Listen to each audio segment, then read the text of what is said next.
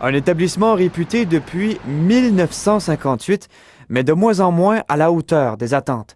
C'est justement pour conserver cette réputation et demeurer concurrentiel que la reine Élisabeth se refait une beauté.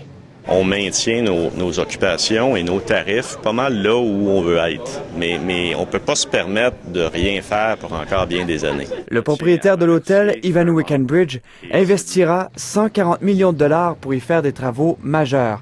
L'importance du chantier force sa fermeture pendant 1 an, soit de juin 2016 à juin 2017.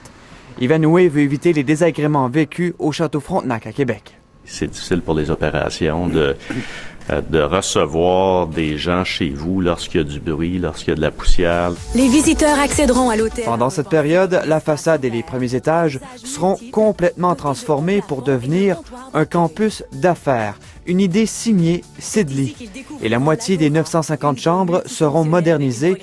L'autre moitié suivra alors que l'hôtel sera partiellement ouvert.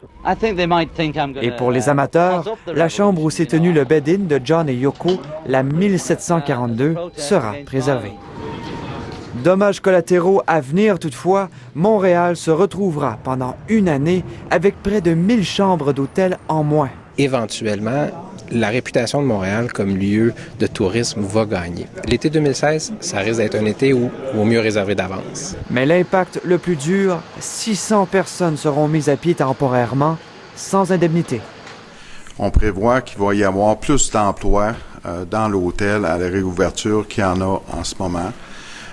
Il y a une convention collective aussi qui prévoit des processus de rappel. Les employés ont appris la nouvelle aujourd'hui et leur syndicat attend de voir leur réaction avant de se prononcer. Un communiqué sera émis vendredi. Ici Mathieu Dion, Radio-Canada, Montréal.